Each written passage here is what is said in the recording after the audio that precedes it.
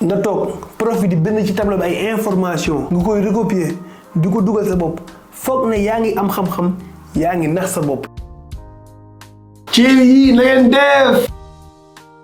Lébu Ndoye ak Xuwaan seen xaritoo bi macha allah waaye benn point kese lañ dul mës a jiboo ñoom ñaar muy su Lébu Ndoye waxee ne alxuraan bàyyiwul dara lépp loo bëgg a xam rek mi ngi ci biir alxuraan. Xuwaan ne ko déet del ubbi sa xel mi yow livre bu toll nii nan la ci lépp mën a nekk. Lébu Ndoye ne ko de seet alxuraan daal bàyyiwul dara waaye Lébu Ndoye nag loolu metti ko mu xëy indaale ustaasam ustaas bi fekk leen ci restaurant bi tombeek Xuwaan commandé plat om. Xuwaan ne ko waa léegi ustaas ubbil ma alxuraan bi nga wax ma li ne ci plat bi ak nan lañ ko toggee comme que alxuraan bàyyiwul dara. Lébu Ndoye jug na ko déet kenn waxu la loolu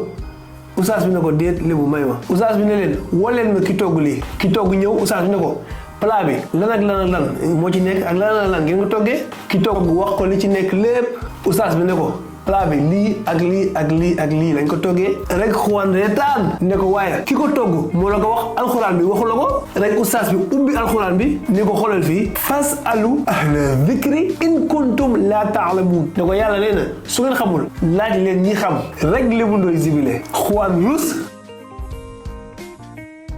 maanaam ñàkk a xam amul de waaye ñàkk a xam ki xam moo am alxuraan bi du la may jën waaye dalay jàngal ni ngay nappee alxuraan bi du la jox information waaye dalay wax soo soxlaa information fan nga koy jëlee maanaam dalay xamal ni ngay xamee looloo tax olof naan la xam-xam maanaam nga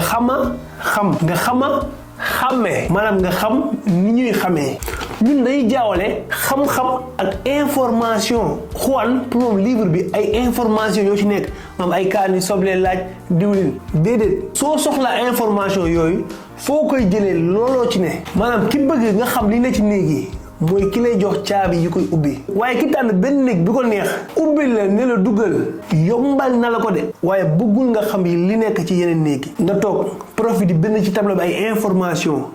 nga koy recopier di ko dugal sa bopp foog ne yaa ngi am xam-xam yaa ngi nax sa bopp loolu tax olof naan la gëstu wala sàkku xam-xam maanaam xam-xam looy tibb la xam-xam nekkul lu passif nekkul looy toog ñu koy dugal sa bopp moo tax xam-xam bu outil bi jafee day tax mu barkeel. xaaral ma gën la expliquer li tax ma ne xam-xam mooy xama xam wala xama xàmme nañu xool lii di ay données su ma jekkee saay rek ne la Modou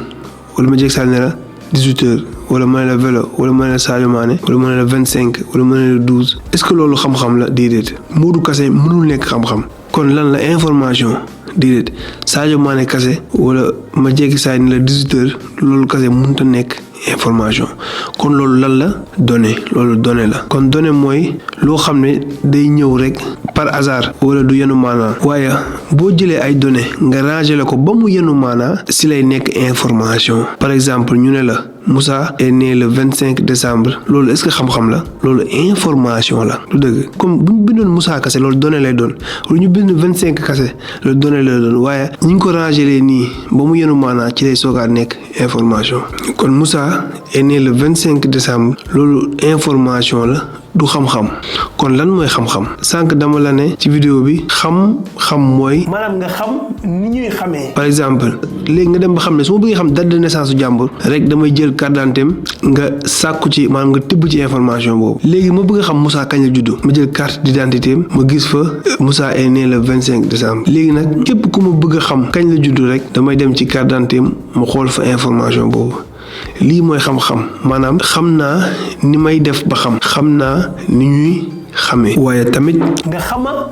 xàmmee ñu jël benn exemple nga romb ak sa oto nga gis ay saxaar après nga gis ay sapeur pompier après nga gis ay nit yu yuuxu après laq-laq di la xeeñ léegi yow d'après information yooyu yëpp mu leer la ne fii am na luy laq gisoo ko de waaye leer na la ne fii am na laq-laq maanaam xàmme nga ne laq-laq rek la mën a doon loolu la arab di naan ilmul yaqin maanaam loo xam ne si xam-xam la leeree maanaam ci xàmme la leeree maanaam 1 + 1 = 2 beneen exemple mooy docteur bi ngay ñëw si moom mu làmb sa bopp ne la ubbil sa gémmiñ ubbil say bët maanaam mu jël ci yow ay information après mu xàmmee li la dal ak yan garab moo lay faj maanaam si information yooyu lay sukkandiku ba xàmmee li la dal ak li koy faj loolu mooy